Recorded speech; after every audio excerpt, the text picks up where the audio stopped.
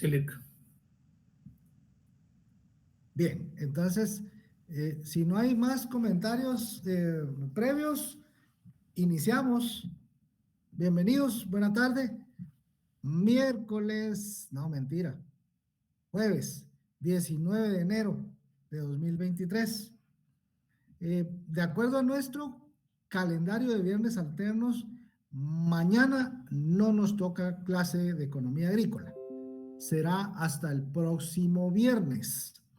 Recuerden que los viernes, como tenemos la facilidad de trabajar con los dos salones, vamos a trabajar en el salón 203, por lo que Cristian les facilitará el link, el enlace de este salón. No lo podemos usar por el horario, vamos a usar el 203 porque ahí estamos en horario de 7 de la noche en adelante los viernes alternos. Como podemos juntar a los dos salones, estos espacios de los viernes son los que aprovecharemos para trabajar la unidad número 5 desde el inicio del curso. Con esa unidad, esta es la relacionada con aspectos introductorios a la formulación de proyectos y va a servir de base para el trabajo complementario de la zona que se presenta pues previo al examen final. Entonces es importante que no se pierdan las clases de los viernes, ya que esas son las que aprovecharemos para ir avanzando sobre estos temas. Bien, en nuestra sesión anterior empezamos con algunos aspectos conceptuales acerca de economía agrícola. En esa primera parte, únicamente empezamos a recordar algunos conceptos ligados directamente a economía. Y nos detuvimos un momento en recordar cómo es que está conceptualizada la economía, tanto desde el punto de vista de la corriente objetiva, como desde el punto de vista de la corriente subjetiva del valor. Entonces, veíamos que es una ciencia que estudia relaciones generales de producción, distribución, consumo de bienes y servicios que son satisfactores de necesidades humanas. Por el lado de la corriente subjetiva, analizábamos que la economía es una ciencia que se encarga de encontrar la mejor manera de administrar recursos escasos. Y fue en ese concepto de escasez donde empezamos a derivar una serie de circunstancias que hacen que efectivamente sea muy complicada la tarea que la economía tiene. ¿Cómo hacer para utilizar de la mejor forma posible, desde el punto de vista de la racionalidad económica, los recursos escasos? Entramos entonces de nuevo a diferenciar lo que conocemos como bienes comunes y lo que conocemos como bienes recursos económicos. Y hacíamos énfasis en que los recursos económicos, elementos materiales o inmateriales, la primera característica es que son escasos en función a su demanda. Como recordarán, esta circunstancia de escaso en relación a su demanda no es otra cosa más que no hay recursos suficientes para atender todas las demandas al mismo tiempo. Por lo tanto, van a tener que emplearse algunos mecanismos para ir discriminando quién tiene o no acceso a esos bienes y servicios. a esos factores de producción. Comentamos también respecto de que esa parte en la que tiene que haber una discriminación, dado que los recursos son escasos,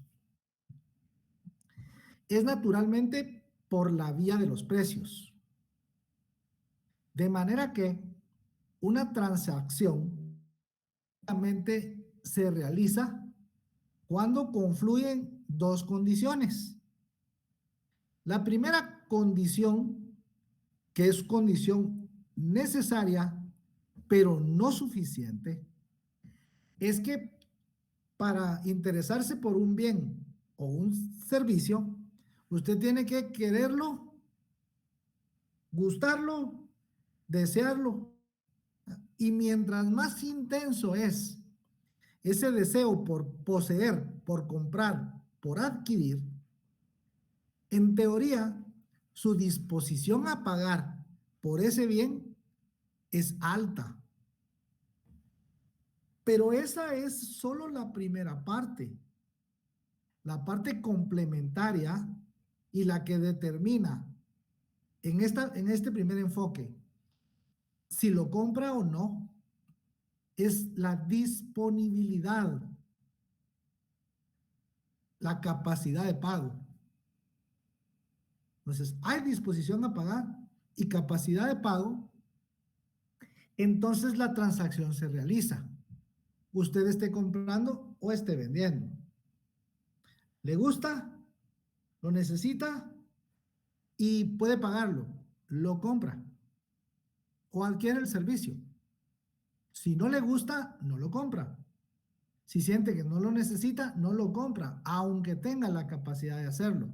Por eso es que ambas condiciones deben coincidir.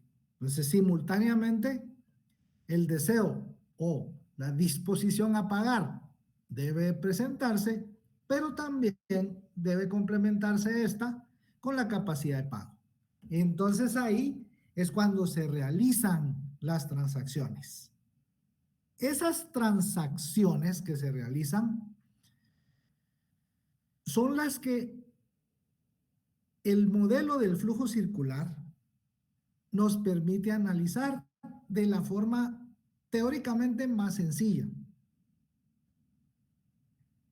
Aprendimos en nuestro ya aprobado curso de recursos económicos de Centroamérica que el modelo del flujo circular es un esquema que nos permite visualizar cómo es que funciona la economía de un país de la forma más simple posible. Más simple no porque sea fácil, sino más simple porque es la que menor cantidad de elementos muestra para efecto de entender cómo funciona. Y es un esquema de dos actores, siendo estos actores las empresas y las familias. La manifestación de dos mercados. Un mercado de factores de producción a donde van a ir todos los agentes económicos a comprar los ingredientes de lo que quiere hacer, y un mercado de bienes y servicios a donde va a llevar esos ingredientes que han sido combinados y transformados para producir bienes y servicios. Comentamos también que para que la economía funcione y para que el sistema capitalista logre su fin último, que es la obtención de la máxima ganancia posible, antes encontrar la mejor forma de combinar nuestros factores de producción. Y eso lo veíamos a través de la función de producción, donde están los factores y donde se expresa que hay muchas formas de combinar y de transformar los mismos factores. Todos estos factores de producción son comunes a todos los bienes y a todos los servicios que hay en la economía. Lo que cambia, por supuesto, son las cantidades y la forma de combinar. Y pusimos, por ejemplo, la preparación de un pastel. Y comentamos que si hay 5 cocineros, los 5 cocineros muy probablemente tengan una receta distinta cada uno. Por lo tanto, va a combinar de forma diferente y cantidades diferentes sus ingredientes, sus factores de producción. ¿Por qué nos interesa encontrar la mejor combinación? De nuevo, porque es lo que nos va a permitir minimizar nuestros costos para poder, en un mercado competitivo, hacer la máxima ganancia posible. Y todo eso que hablamos en la clase anterior, lo podemos visualizar en este modelo de flujo circular. Previo a ello, ¿alguna duda?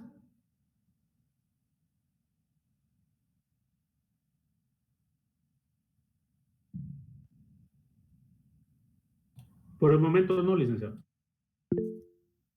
Muchas gracias. Todo bien, Dick, gracias. Ok. Bien, entonces, veamos pues. Si vemos este cuadro así, aún a nosotros que estamos en el 4º año de economía, nos resulta un tanto complicado visualizar todas las relaciones que existen entre los actores, empresas y familias, entre los dos mercados, el mercado de factores y el mercado de bienes y servicios, y los dos flujos que se generan en ese proceso de intercambio. Recuérdense que hablamos de transacciones. Esto es la radiografía más simple de cómo funciona la economía de un país. Esta es la conformación del Producto Interno Bruto. Aquí sucede eso, o sucede de esa forma. Veamos cómo. Pero antes, y aquí me voy a salir un momentito, aquí, para poder regresarme aquí a esta pantalla. Quiero hacer un paréntesis. Necesitamos seguir refrescando nuestros conceptos y me van a ayudar. Vamos a ver. A ver, aquí. Tengo en el centro de mi pantalla a Erika Lorena. Buenas tardes, licenciado. Hola, buenas tardes, Erika. Bueno, como es reciente el final del año o este principio del año, hay ocasiones en las que uno pues se compra algo. ¿Puede compartirnos qué es lo último que usted se compró? Lo que pueda compartirnos. Sí, un saco para el trabajo. Se compró una chaqueta, un saco para su trabajo. Perfecto. Ahora, quiero que cada quien piense en eso último que compró. No me lo diga. Solo piense qué fue lo último que usted se compró. No lo que le regalaron, lo que usted se compró. Erika se compró una chaqueta. Después de ver la chaqueta, no sé si en un maniquí, si verla en una cercha, después de eso, después de verla y que le gustara, ¿qué fue lo que usted le preguntó a quien le atendió para seguir con el proceso de transacción de esa chaqueta? El precio. Usted le preguntó qué precio tiene, Sí. ¿sí? Vaya. Ven mi pantalla, ¿verdad? Sí, sí se ve. Va. Ok. Ahora, don Abel, ¿usted qué preguntó? ¿Cuánto cuesta? Va. Usted preguntó cuánto cuesta. Wendy Roxana.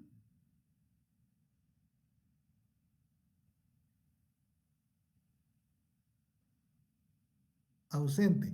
Oscar Alberto Figueroa. Sí, licenciado, igual el precio, solo que yo no lo pregunté porque ya lo tenía impreso. Pero digamos que lo último que usted compró, que haya preguntado, ¿qué preguntó? El precio. ¿Cuál es el ¿Qué precio? precio tiene? Usted preguntó qué precio tiene. Alejandro Josué. Sí, licenciado, ¿Y usted qué preguntó? ¿cuál era el costo? ¿Cuánto cuesta? ¿Cuánto Ajá, cuesta? ajá. Usted preguntó. Jacqueline Michelle. ¿Cuánto tenía de descuento? No, también pregunté el precio. El precio. Así, con toda honestidad. Vamos a ver aquí. Aquí tenemos a quiénes están por aquí. Vamos a cambiarnos. A ver, Ana María Montúfar. Buenas tardes, Lick. Yo también pregunté el precio. Usted preguntó el precio. Va. Eh, Concepción Guadalupe. Buenas tardes, Lick. El precio también. ¿Qué precio tiene? Ajá. Cuidado en el tránsito. Vamos a ver. Damaris Melissa.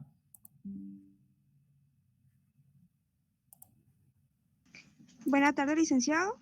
Sí. ¿El valor que tiene? ¿Cuánto vale? Ok.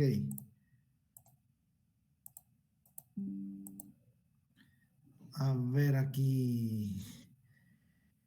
Eduardo Ernesto. El precio, ¿Qué precio tiene? Va. Luis Montúfar. ¿Cuánto cuesta? Mario Rosa. Bueno, yo pregunté qué era lo que tenía, pero también pregunté el precio. El precio. Usted preguntó el precio. Va. ¿Qué precio tiene? Ajá. Vamos a ver. Scarlett Barrios. Buenas tardes, licenciado. Igual pregunté por el precio. Preguntó por el precio. Vaya. Entonces tenemos 1, 2, 3, 4, 5, 2, 4, 6, 8, 10. Alguien preguntó cuánto cuesta y alguien preguntó cuánto vale. Buah. Ok. ¿Qué es lo que sucede con estos tres conceptos? Lo que pasa en la vida real es que independientemente de que seamos economistas, de que estudiamos economía, utilizamos estos tres como sinónimos. Y donde sea que compremos, que nos toque preguntar, preguntamos indistintamente cuánto valen las camisas, qué precio tienen las sandías, cuánto cuestan, cuánto cuesta este libro. Y lo hacemos así. Habrá quien, y habían otros que preguntaron si tiene descuento, pues sí. O qué tiene, de qué es, muchas cosas. Pero muchas veces basamos nuestra decisión consultando por el tema de la línea presupuestaria, se recuerda, y que tenemos que utilizar los recursos de la mejor manera, partimos muchas veces por preguntar el precio, por saber cuánto cuesta o cuánto vale. Y lo hacemos así, indistinto. Y utilizamos cualquiera de los tres en cualquier lado. Desde la tienda más cara hasta el estanquillo o la tienda de la esquina. Y lo hacemos así, inconscientemente. Preguntamos y lo vemos. Pero, ahora, pasemos acá. Es aquí, de nuevo, en el flujo circular de la actividad económica, donde vamos a poder recordar mejor cuál es la diferencia entre cada uno de estos. Y empecemos por el flujo real. Como recordarán, cuando estamos hablando del flujo real, a lo que hacemos mención es que hay en las transacciones que se realizan en la economía permanentemente, los primeros intercambios que se dan son intercambios físicos. Ese flujo real, entonces, es un flujo de intercambios físicos. La teoría dice que nosotros, como parte de las familias, somos los propietarios originales de los factores de producción. Entonces, como propietarios, queremos intercambiarlos y los llevamos al mercado de factores. Algo que también debemos recordar, y vamos a hacerlo en este instante. Vamos a recordar, ayúdenme a recordar, Marlene Ramírez. ¿Qué entendemos por mercado, Marlene? Licenciado, ¿es un lugar donde se intercambian bienes y servicios?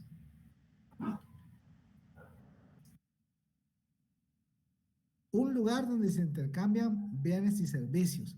Luis Montúfar, ¿usted está de acuerdo con esa descripción de mercado?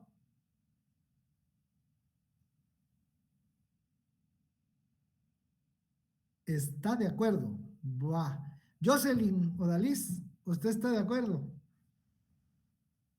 con que el mercado es un lugar, es un sitio? Buenas tardes, Lick. Fíjese que acabo de Buenas tardes. entrar, pero si me está preguntando si el mercado es un sitio, yo creería que sí. Físicamente podría ser un sitio, pero también ficticiamente, o puede ser un mercado, puede ser donde todo lo que se mueve para tener los factores. Esa Podría ser segunda parte se acerca más a lo que en realidad es el mercado. Recuérdense que adelante, ¿quién? No sé quién tiene la mano levantada, pero Era Eduardo. Alejandro. No sé si Eduardo iba a hablar. Si querés, dale, No, Eduardo, y luego yo. Va, gracias. Pues es más que todo donde se reúnen los compradores y vendedores para intercambiar básicamente productos o servicios. Pero no tiene que ser específicamente un lugar. No, Eso es o sea, sí puede ser un lugar, Ajá. pero no tiene que ser obligatoriamente un lugar. Simplemente es donde ellos se junten a intercambiar. Es el momento donde sucede una transacción de compraventa, dice Cristian. Y Alejandro nos iba a comentar sobre... Sí, licenciado, el mercado pues no tiene que ser un sitio físico como tal, pero ahí es donde se pueden dar las transacciones, donde se puede ofertar y demandar ciertos productos o servicios también. Sí, ahí es donde cobra realidad lo que nuestros colegas de ciencias económicas, pero que van más por el lado de la Escuela de Administración de Empresas, enseñan con el tema de las 3P. A ver, ¿alguien más aquí antes de eso? Porque no logro ver si alguien... Las 3P.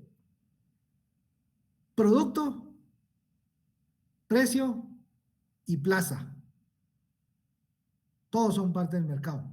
Pero efectivamente, y ahora vámonos de vuelta, aquí vámonos de regreso, el mercado es el momento en el que el que oferta se pone de acuerdo con el que demanda. Las familias van al mercado para vender sus factores. ¿A dónde van las empresas que necesitan estos ingredientes? Llamémosle a los factores, llamémosle ingredientes para que le hagamos una analogía más simple. Todos estos son ingredientes para hacer cualquier cosa. Para hacer todas las cosas necesitamos los mismos ingredientes, excepto que con cantidades diferentes, en combinación diferente. Hay algo también muy importante acá y que tiene después impacto con el tema que nos interesa, y es la calidad. Pero digamos que son calidades homogéneas. Y lo que va a cambiar entonces es la forma de combinar y transformar y las cantidades. Pero, previo a que eso suceda, se tienen que poner de acuerdo. Entonces vienen acá, vienen las familias a ofertar sus factores, a trabajo, capital, capacidad empresarial, y las empresas coinciden. Y entonces pasa esto. Van al mercado a comprar factores. Vea la manita. Se ponen de acuerdo, se estrechan la mano y se pusieron aquí, en este mercado de factores. Hay que pagar para poder llevárselos. Cuando están en este momento, las empresas están comprando factores. ¿Qué es lo que están pagando? ¿Cómo se llama esto que se está conformando aquí?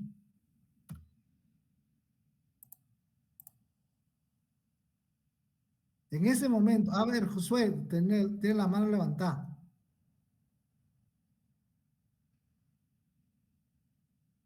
Se arrepintió. Va. ¿Qué es cuando va y cuando usted va al depósito? Usted en ese momento es el que quiere hacer el pastel. Cuando usted va al depósito a comprar sus ingredientes para hacer el pastel, ¿qué es lo que está pagando ahí? ¿Qué se está conformando? Al momento de pagar, licenciado, una transacción.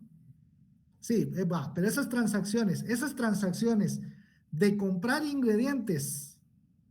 Costos. Exacto. Ahí está sucediendo, usted ahí está construyendo su costo de producción. Ahí va a ir también su costo de comercialización, su costo de distribución, ¿sí? Ahí es en una, efectivamente son sus costos. Acá, en el mercado de factores, las familias van las empresas, se ponen de acuerdo, se estrechan la mano, se pusieron de acuerdo en lo que van a pagar por estos y se lo llevan. Esas remuneraciones a los factores de producción, renta, salario, intereses, beneficios, forman parte de lo que van a pagar de este lado. Las empresas combinan y transforman y van a ofertar bienes y servicios. Aquí. Ahora ya vea el flujo ya bien inverso. Aquí sigue siendo un flujo de intercambios físicos. Solo que ahora ya tienen otra forma. Ya no es leche, harina, huevos, royal, mantequilla. Ahora es pastel. Ajá. Las familias, entonces, van al mercado de bienes y servicios a comprar sus satisfactores. Se ponen de acuerdo.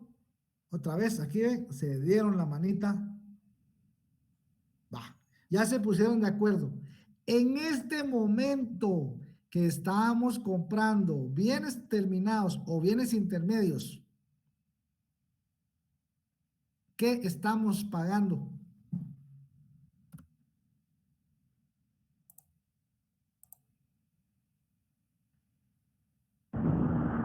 Mercancía.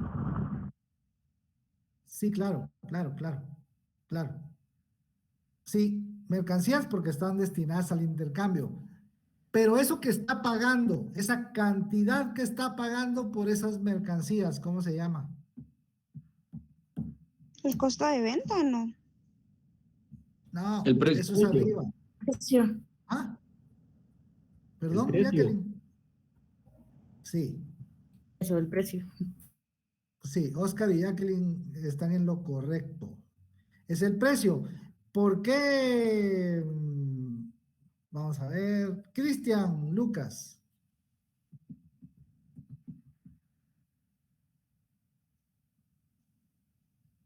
¿Por qué es allí el precio? Porque el precio es el conjunto de los costos y la ganancia, ¿no?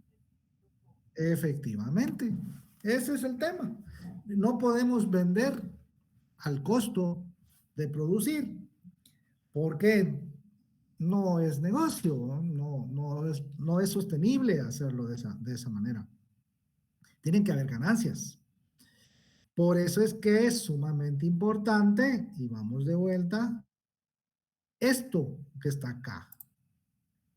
La función de producción que está aquí implícita en cada uno de los bienes y servicios que se hacen es el resultado de muchos experimentos a prueba y error. Cada agente económico, empresa, ha encontrado la mejor forma de combinar y transformar sus factores de producción, donde no haya ni desperdicio ni subutilización. Vamos a usar únicamente o vamos a usar la cantidad necesaria de cualquier factor. La cantidad de leche necesaria para una buena consistencia en la masa, ni inconsistente, ni muy dura, ni muy dulce, ni insípido, ni crudo, ni quemado. La cantidad de factores que se necesite. ¿Para qué quiere una llenadora de 10,000 litros día si únicamente puede producir 500? O si únicamente tiene una demanda de 1,000. No tiene sentido poner una capacidad instalada mayor a lo que el mercado de su producto realmente le demanda. ¿Estamos bien con ese punto?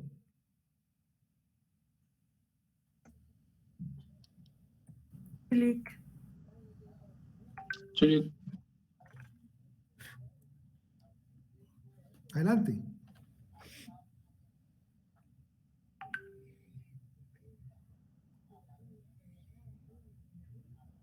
¿Alguien tiene su micrófono abierto? Y ahí se está oyendo todo lo que le está entrando en el WhatsApp. Va, ok. Primero, el flujo real. Intercambios físicos. Primera parte del intercambio físico, factores. Las empresas se los llevan, combinan y transforman y van por la segunda parte del intercambio físico, al mercado de bienes. Bien, vamos pues. Ahora, observemos el flujo nominal o monetario.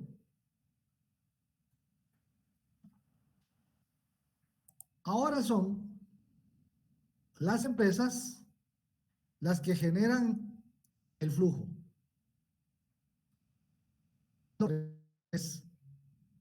Para poder llevárselos, para poder comprar cualquier cosa, usted tiene que pagarlo. O sea, el medio que disponga, del medio que disponga. Efectivo, tarjeta de débito, tarjeta de crédito, cheques, letras de cambio, pagarés, a la palabra, fiado, cualquiera que sea la manera, tiene que haber un medio de pago para cubrir las remuneraciones a esos factores de producción. Renta para la tierra, salarios para el trabajo, intereses para el capital financiero y ganancias, dividendos, beneficios para la capacidad empresarial. Y eso constituye nuestro costo de producción. Tienen que pagar para llevarse los factores. Aquí está otra vez, las manitas estrechándose. Continúa el flujo monetario hacia las familias que fueron a vender sus factores de producción. Con ese dinero que constituyen ingresos por la venta de sus factores, las familias van al mercado de bienes y servicios, donde al pagar estos bienes y servicios, lo que están pagando es el precio, constituido por estos costos, en general, costo de producción, más la ganancia. Y esto entonces hace que comprar sus satisfactores represente ingresos para la empresas. ¿A dónde va la última parte del flujo? Y es lo que hace que efectivamente el flujo circular sea un flujo continuo.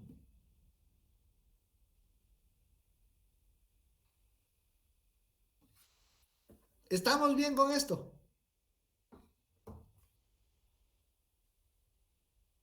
Sí, licenciado. Ajá. Ya tenemos claro el tema del costo. Adelante, por favor.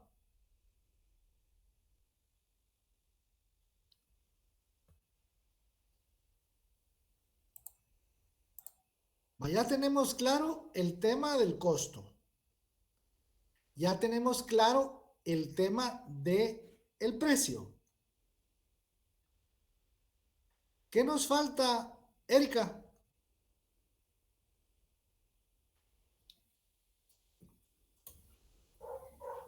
El ejercicio que estábamos haciendo, ¿qué nos queda pendiente? Sí, Cristian. Como dijo el compañero, el valor. Del valor. Definámoslo. La ganancia. No. ¿Qué pasó? A ver, ¿quién? Hay diferentes conceptualizaciones. El valor es el que le da a cada persona. Puede ser en alguna. La plusvalía, don Mario. Licenciado, Adelante, Alejandro. podríamos decir que el valor es el tiempo que se utilizó para realizar dicho bien.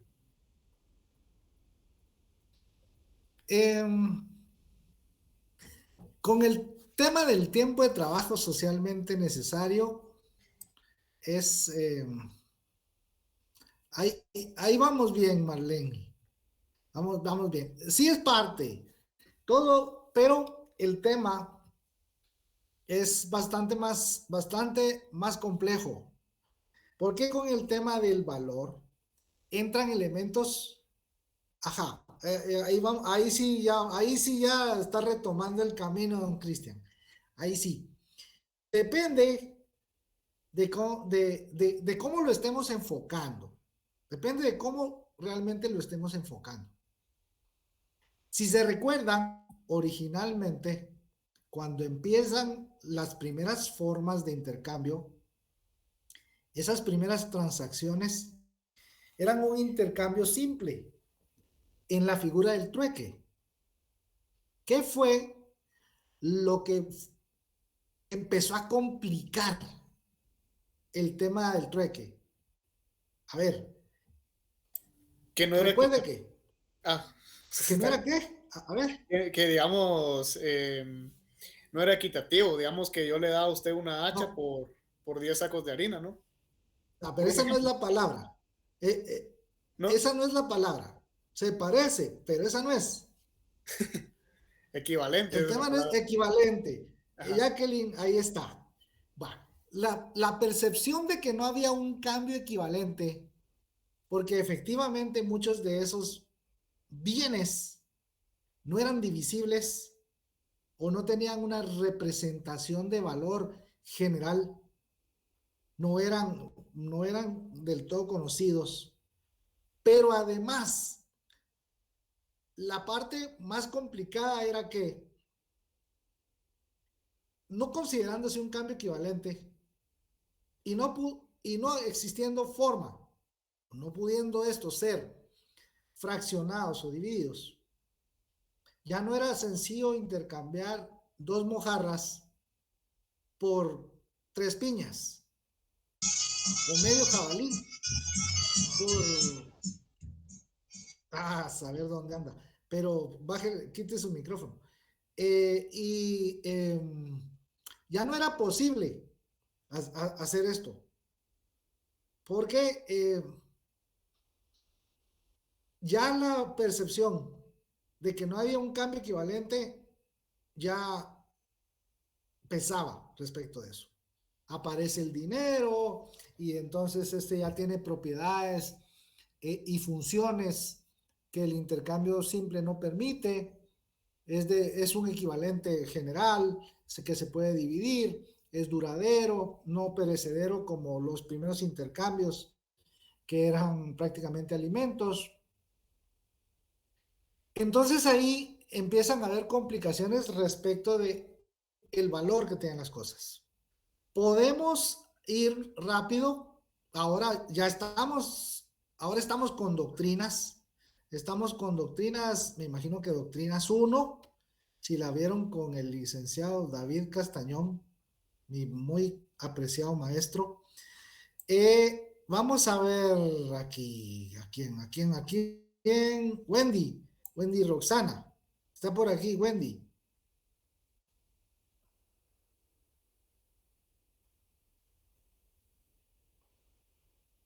Wendy no está. Está Damaris. Melissa.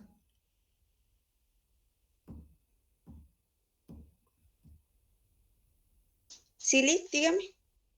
Vaya, Damaris. Bueno, con su profesor David Castañón en doctrinas, en historia de las doctrinas económicas, seguramente usted tuvo que leer o escuchó de él la paradoja del valor. Aquella del tema con el agua y el diamante. ¿Qué representaciones de valor se observaban en esa paradoja.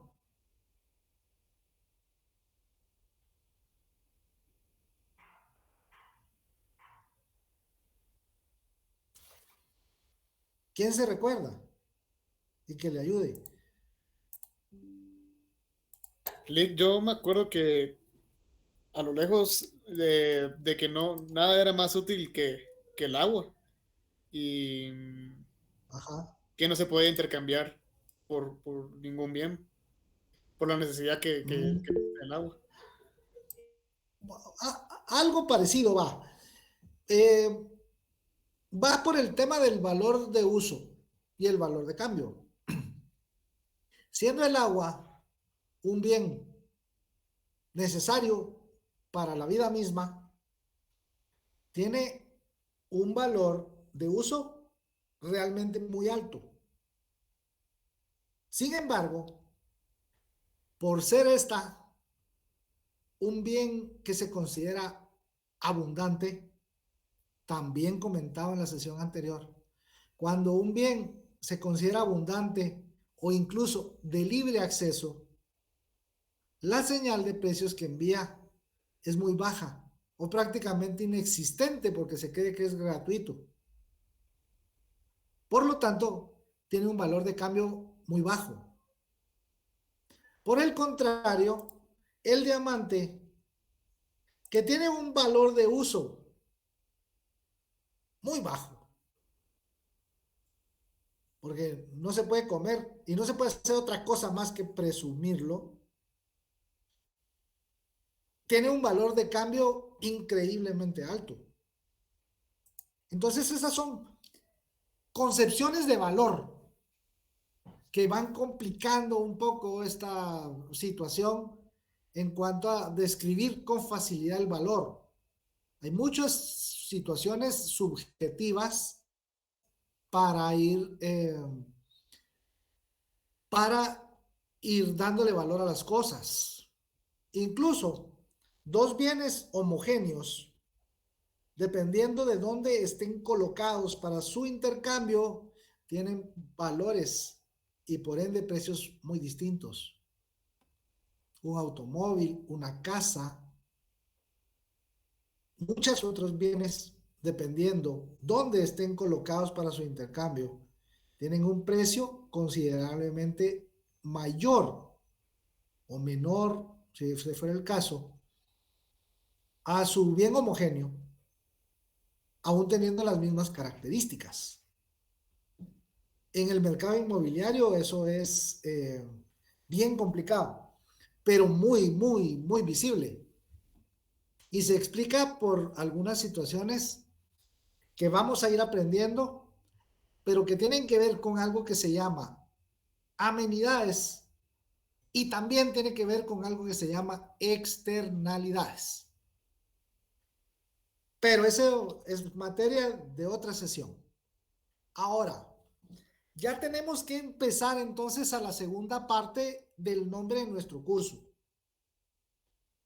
Es economía agrícola. Y ya hablamos ahorita y ya refrescamos bastantes conceptos relacionados con economía. Ahora hablemos un poco de la parte agrícola. Y van a recordar o van a descubrir o bien hoy van a que las dos nacen al mismo tiempo. Economía y agricultura, intrínsecamente ligadas. Una no existe sin la otra. Particularmente la primera no existe sin esta. Antes de la agricultura, ahora ya ven lo rico que es lo que han venido aprendiendo. Ahora estamos con fundamentos teóricos de las ciencias económicas. En su curso de fundamentos ustedes tuvieron que aprender respecto del proceso de hominización, la evolución de las especies animales, de primates y homínidos, hasta el género Homo, del cual somos parte, como Homo sapiens.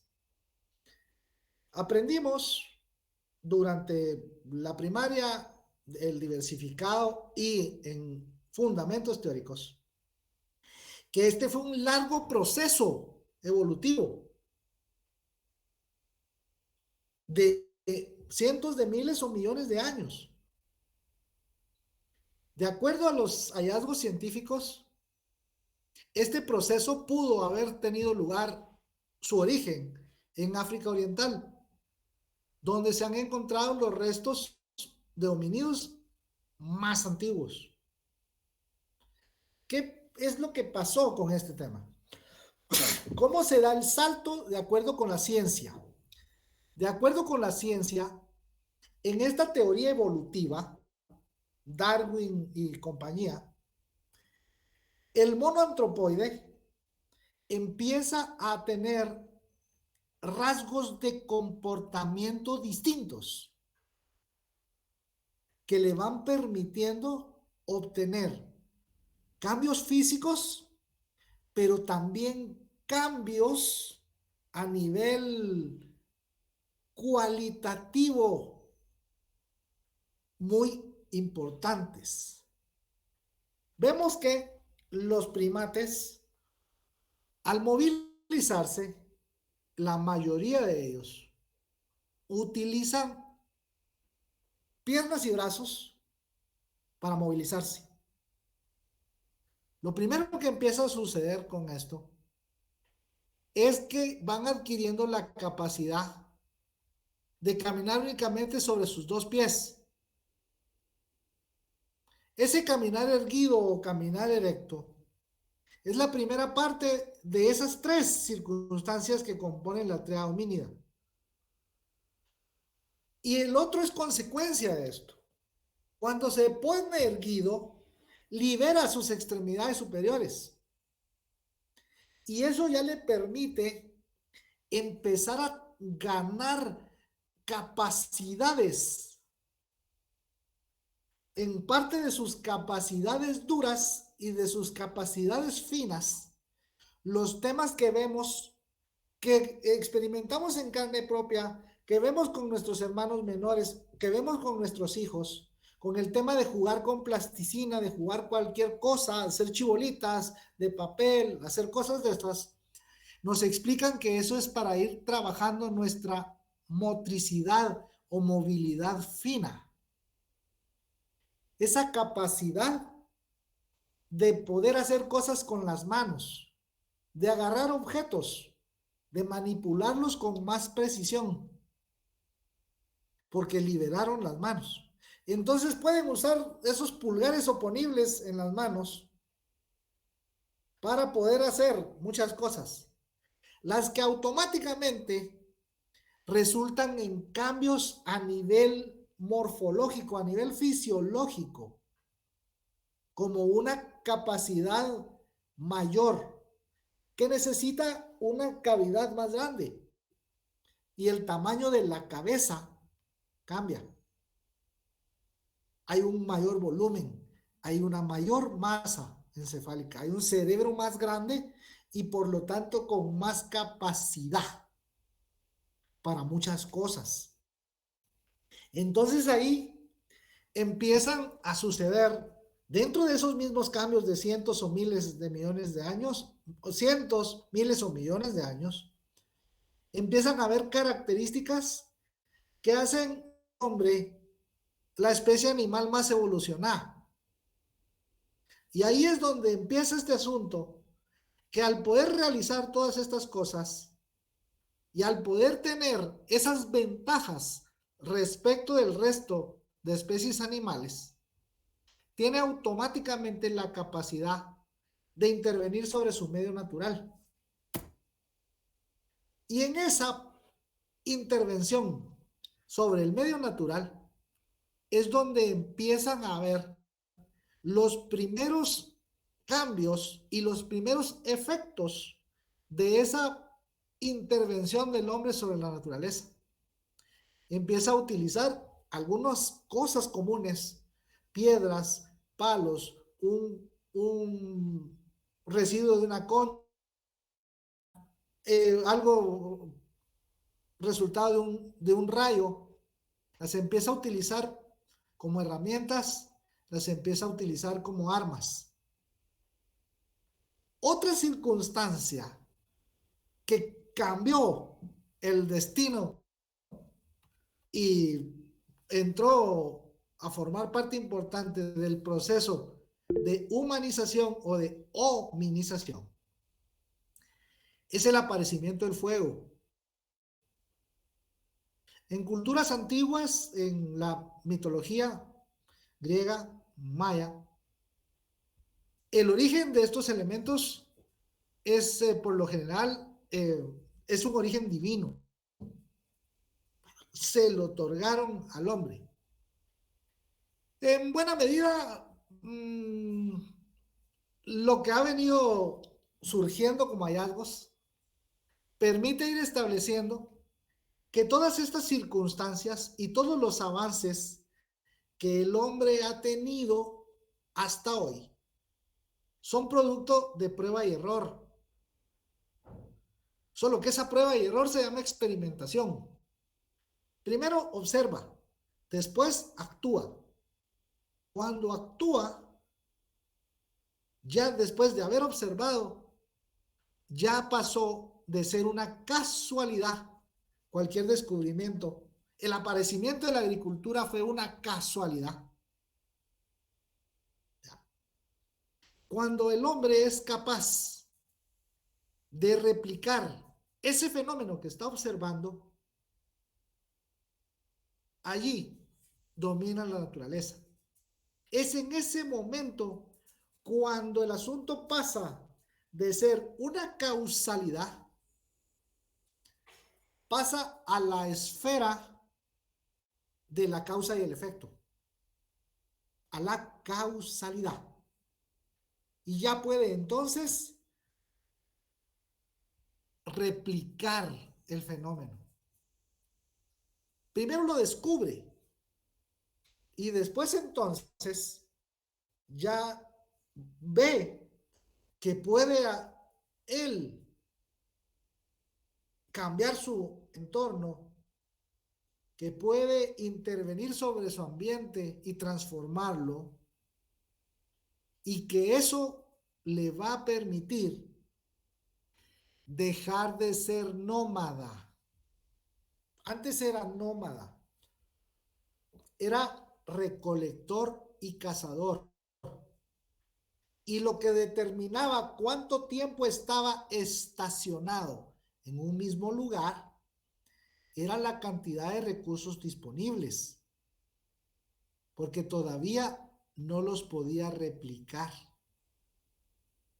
Con el aparecimiento de la agricultura, viene a la par la domesticación de animales. La agricultura es domesticar plantas.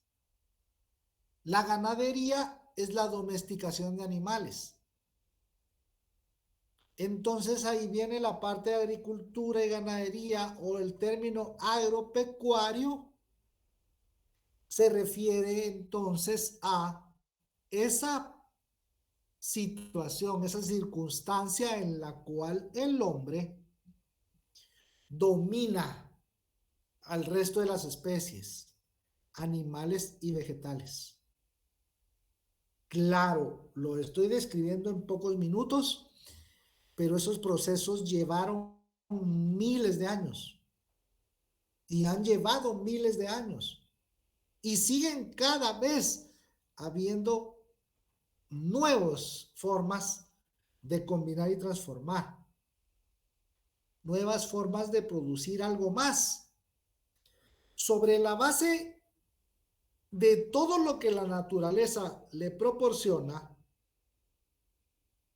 El hombre ha venido inventando otra serie de cosas.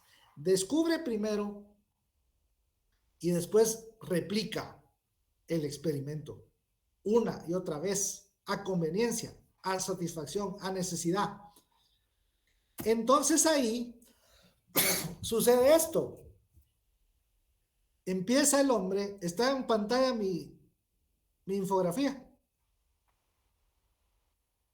Sí.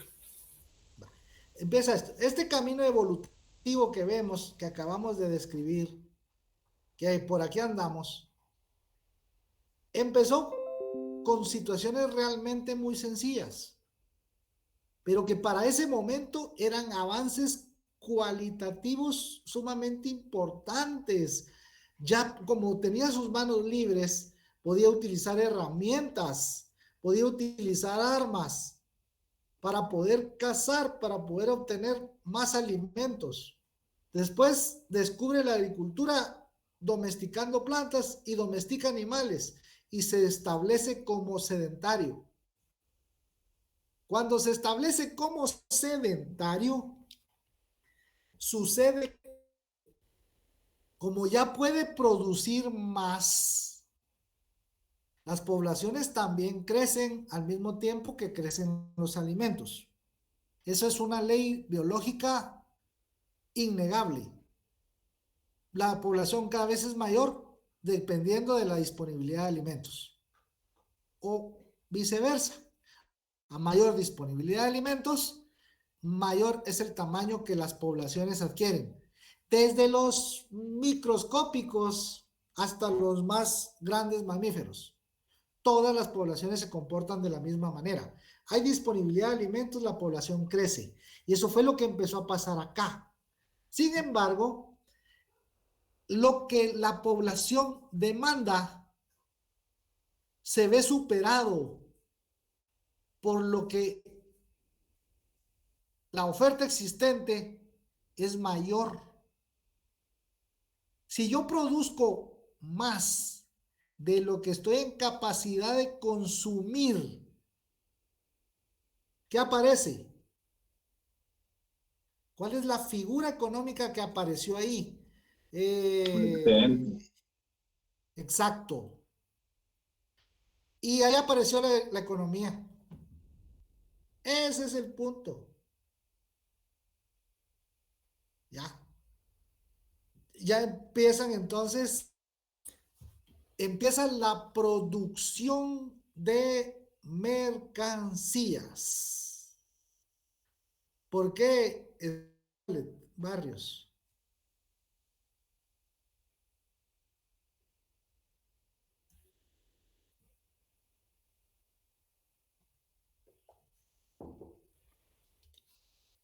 Alguien que le ayude. Lick, Adelante. porque ella se puede empezar a negociar, como ya hay un excedente, ya se puede empezar a transar, a hacer negociaciones o a generar dinero. Sí, todas las anteriores, porque efectivamente ese excedente se destina al intercambio. Entonces ahí empieza la producción de mercancías. Pero es con el aparecimiento de la agricultura cuando el tema hay excedente, ahí surge la economía. Después, un devenir de situaciones cada vez más complejas, más sofisticadas, con redes de intercambio cada vez mayores, con tecnificación, con primera, segunda, tercera, cuarta generación industrial, revolución industrial, que le permite al hombre producir más y producir mejor. Y seguir manteniendo esquemas de comercialización cada vez más complejos, cada vez más completos, cada vez más grandes para la realización de todo su intercambio de bienes y servicios. De un mismo producto, en este caso el trigo, se producen muchos productos y subproductos y van destinados para diferentes tipos de mercado de diferentes formas, como bienes intermedios, como bienes finales. Por último, entonces, nuestro concepto de economía agrícola, podemos hacer uso de los dos enfoques, objetivo o subjetivo. ¿Por qué? Porque la economía agrícola no es más que una fase aplicada, esto es importantísimo, la economía agrícola, la economía industrial, la economía de los recursos naturales, la economía naranja, la economía del deporte, son fases aplicadas de la economía general. La ciencia social y economía se derivan de ahí muchos aspectos. Depende de cuáles sean estos problemas a los que está orientado. Ese es el nombre que adopta. En este caso, entonces, la economía agrícola estudia bajo los mismos principios que la economía general y persigue las mismas finalidades de esta, pero lo hace en el marco específico del agro, entendiendo como el agro, donde se realizan la producción, distribución de productos agrícolas y productos agropecuarios. Por lo tanto, la economía agrícola estudia la forma en que la economía nacional hace uso de los recursos naturales, de los recursos sociales, de los recursos financieros, de sus factores de producción para producir bienes que se comercializan y que están relacionados con el sector agropecuario. ¿Estamos bien con esto? Sí, Lick. Vamos a acotar el ámbito de aplicación de la economía agrícola al sector primario. ¿Se recuerdan que efectos de describir una economía ponemos tres grandes sectores: agricultura, industria y servicios? Una forma muy práctica de representarlos gráficamente es mediante estos diagramas.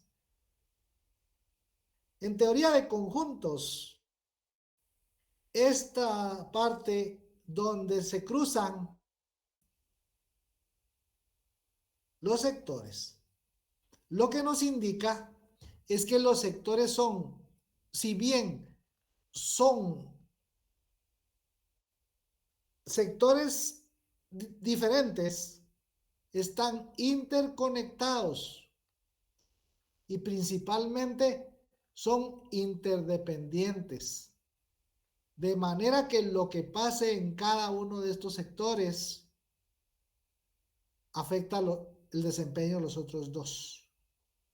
Acá está expresado dos conceptos con los que terminamos: valor bruto de la producción y Producto Interno Bruto.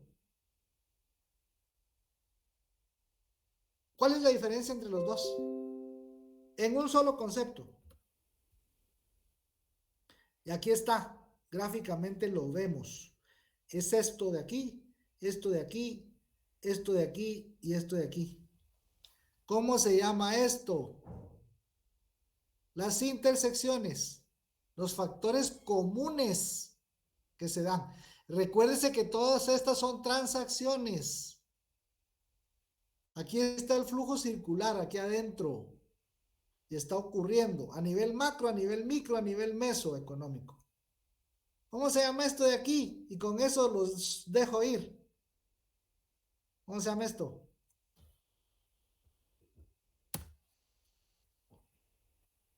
A ver, por favor, que alguien me diga, que alguien me ayude. ¿Cómo se llama esto de aquí?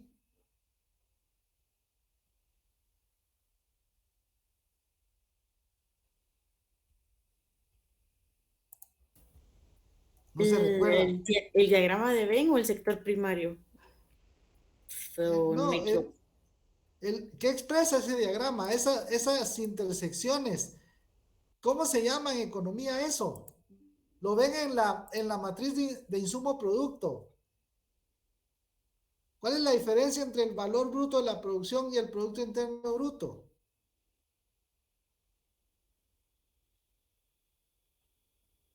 ¿Por qué hay que quitarlo para que no se duplique?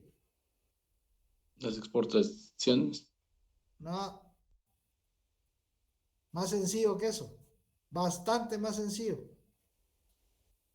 ¿Cómo se llaman las transacciones intersectoriales? Lo que demanda la agricultura de los servicios, lo que demanda el servicio de la industria, lo que demanda la industria de la agricultura, lo que demandan todos de todo y que no tiene ¿Insumos? que aparecer. Ah, ¿Insumos? te tienen nombre. Bueno, materias primas, supongo, pero Tampoco. Matriz de insumo Mercado de producto. factores. Matriz de insumo producto. Microeconomía 1. ¿Cómo se llama esto? ¿Cuál es la diferencia entre el valor bruto de la producción y el Producto Interno Bruto?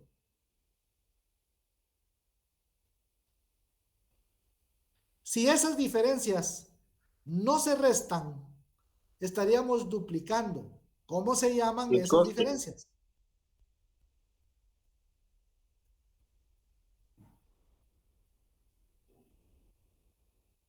Se llama consumo intermedio. Las transacciones intersectoriales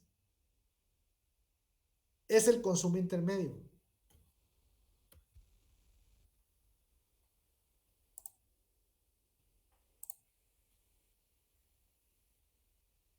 Listo.